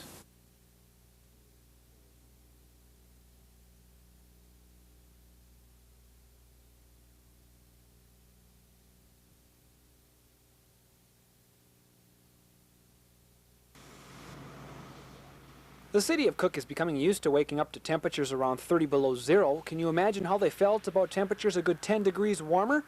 Even though those same temperatures may have caused the city's water supply to be completely interrupted today. Normally, I mean, main breaks aren't all that rare or uncommon. We had our first main break last week, but that was on a relatively small supply line, a 2-inch line, which affected just a handful of residents. But this, due to the proximity to the water tower here, we have no way to isolate this one, and consequently, the whole town is without water. The fact that abnormally cold temperatures have caused the ground to freeze deeper than normal may be the underlying cause to the rupture. Drinking water had to be collected from outside sources, and the city's fire department provided water from its trucks for use in septic tanks and other non-drinking aspects. There might be some folks that have friends outside of town that have their own wells, and so that they have gone there either to shower or to get some coffee water, but otherwise this is the only source we know of in town. The town began adapting by first canceling school, but as the city continued to deal with the problem, one concern still lingered: the local hospital. We're handling that very well. And then our other, like our nurses station and the emergency room, we have the bottled water there that we can use for washing hands and drinking water. That's all been taken care of. Dietary also, and they're using paper plates. It's a big picnic today. This is the city's second bout with a ruptured water main during this unusually cold winter. And even though citizens have adjusted quite well, the 682 residents won't soon forget this day. In Cook, John Jetta, News 6.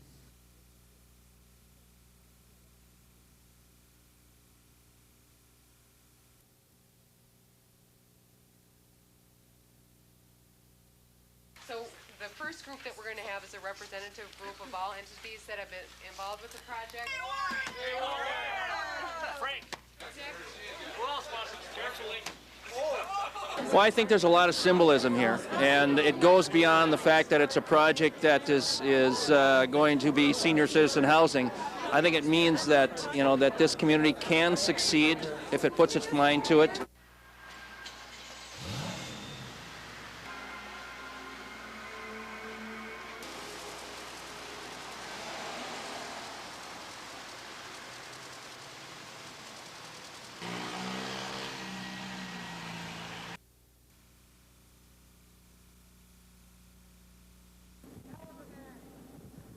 In the dead of winter, we don't think too much about shipping, but those in the business are looking to the future and seeing potential trouble.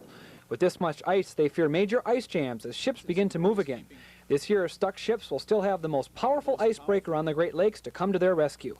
The Mackinac has been plowing its way through tons of ice to free vessels for 50 years, but now the Coast Guard Command wants to decommission the aging vessel. Every year since 1988, the Mackinac has been on the chopping block. Every year at the 11th hour, the Lake Carriers Association, the public ports and so on have been able to rescue it with some special appropriation. But this time, Twin Port officials say it doesn't look good for saving the ship. Come spring, Lake Superior's mighty currents will move the thawing ice around, possibly shifting it to the head of the lakes as it did in the spring of 1991. That year, several ships got stuck as they tried to make it into the Twin Ports. The Mackinac was finally able to free them, but as crew members told us via ship-to-shore communication, not without considerable effort. I've been on the boat 3.5 years now. This is the first time I've seen ice that we absolutely could not go through. Coast Guard is proposing to replace her with ice-breaking tugs, 5 of which are positioned around the Great Lakes. These ice-breaking tugs are only 140 feet by, here's a critical point, 37 feet wide. And they have about 25% of the power of the Mackinac. Experts are fighting to keep the Mackinac in service, but fear they're fighting a losing battle. Future winters like this one could spell disaster. In Duluth, John Jetta, News 6.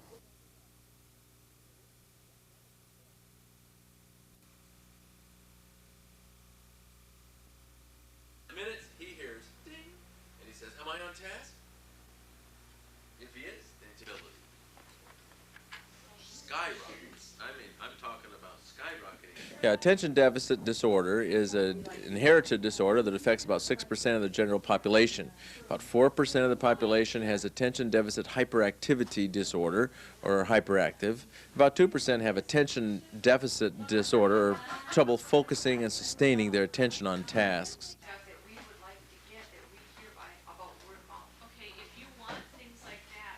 Like looking through the best as you read. And she'll choose one. Say, oh, I like to look through the orange. Fine. You cut that out. Yes.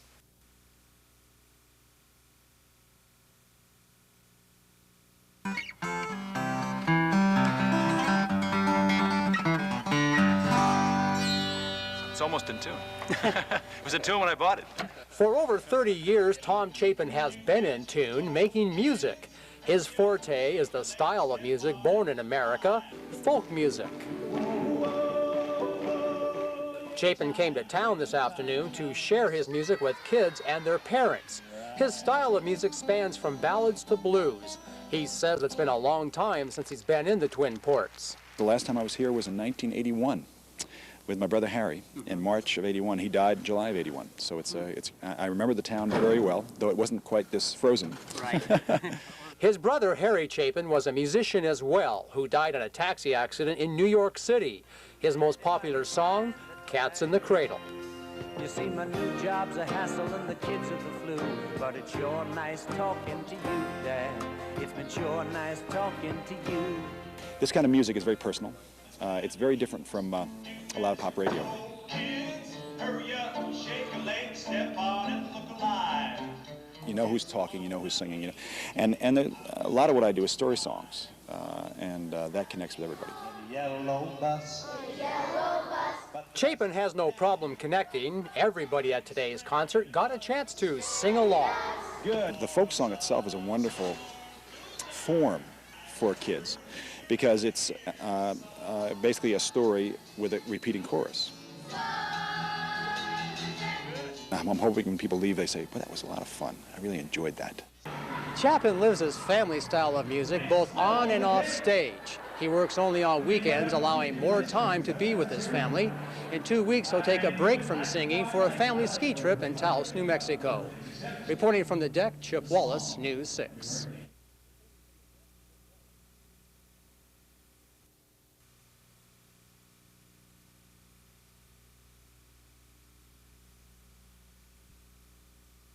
Minnesota Public Radio sees the housing shortage as a serious problem, and panelists confirmed that.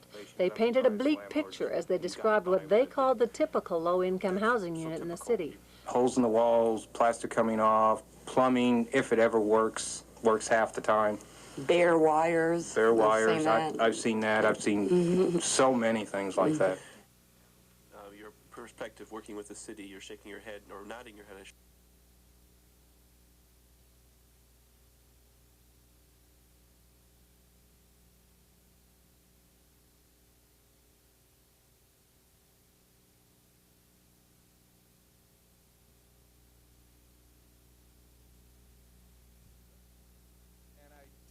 Governor Carlson delivered his State of the State address in Rochester today. Speaking for just under 45 minutes, the majority of the governor's comments centered around the state's role in making life better for children. We want it to be a Minnesota in which our kids and their kids and our grandchildren will know that if they are responsible, caring, honest, and hardworking, that they will achieve their dreams. The governor highlighted 6 major areas for concern: jobs, education, health and welfare reform, taxes, but above all, crime. Unlike other crises that we have faced, such as floods and bitter cold snaps, violence pulls us apart, not together. And it tugs at the very core values that have made this state great. Violence has caused us to change our lifestyles, to trust each other a little less, and to be afraid always for ourselves and our loved ones. On the crime issue, the governor is calling for a 3 times and you're out policy, similar to a program proposed in President Clinton's State of the Union address. Carlson restated his policy on welfare reform, which includes a 2 years and you're out provision. To help all Minnesotans, he asked the legislature to hold the line on taxes. According to the governor, Minnesota is back on track, having created 130,000 new jobs in the past 3 years, all of which, he said, helps to secure a stronger future for the state's children, the main theme in today's speech. In Duluth, Duke Skorich, News 6.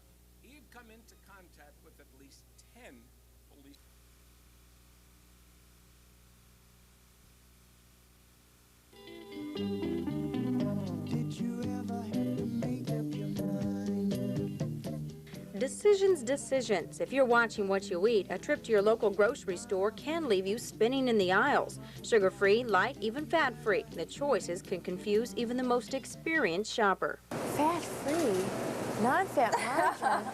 This is a new one on me. Products from ice cream to cookies to margarine now look healthier than ever, but looks can be deceiving. Consumers tend to think of low fat as being low in calories, which isn't necessarily true. Case in point, a regular Fig Newton cookie has 60 calories, its fat-free version 70. And it pays to read the small print. Many products carrying health-related seals may just contribute to the group and not be endorsed by it. New labels mandated by the federal government promise to make your shopping easier, set to be in place by May. These labels will ensure products are what they claim to be. The fact is, fat-free and other healthy labeling sells, and the grocery industry is right on top of this surge towards low-fat, fat-free, and light cuisine, and the consumers are buying. Yeah, like the fat-free dressings, the ice creams, the cookies. And the list goes on. Light lunch meats and light chips and the Snackwell cookies and things like that. There are some trade-offs, though. Remember the fat-free margarine? It's mostly made of gelatin and can't be used for cooking. Other fat-free items don't keep as long, but these products have come a long way from their early, tasteless beginnings. They're really good, and they're fat-free, so you don't feel as bad eating them. In Duluth, Stephanie Guadian, News 6.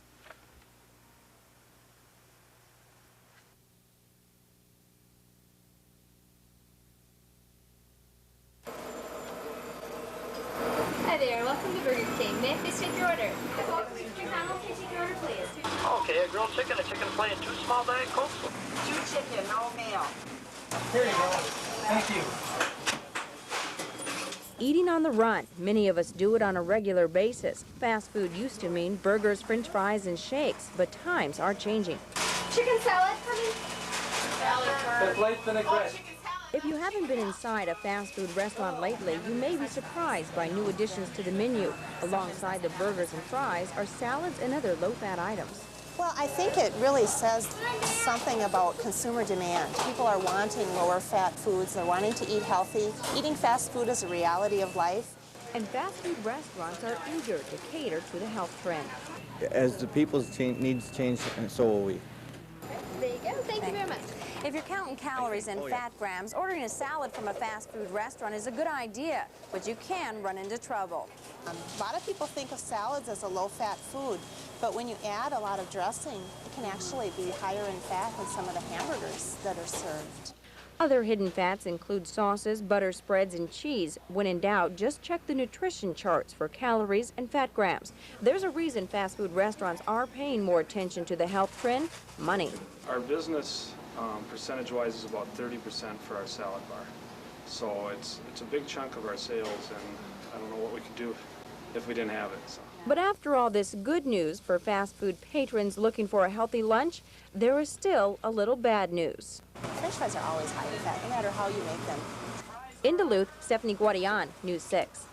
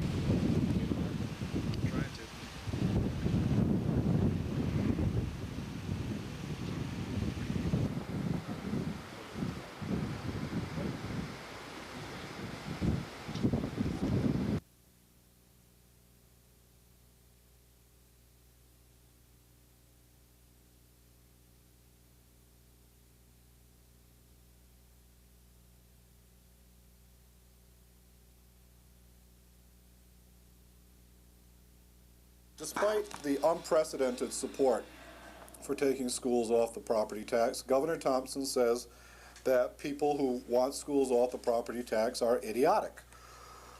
Well, we don't think they're idiots. We think that they're right. The Republican legislative leadership says that it will not bring this measure to a vote in the state Senate. It is time for the people of Wisconsin to put a leash on this arrogance of power.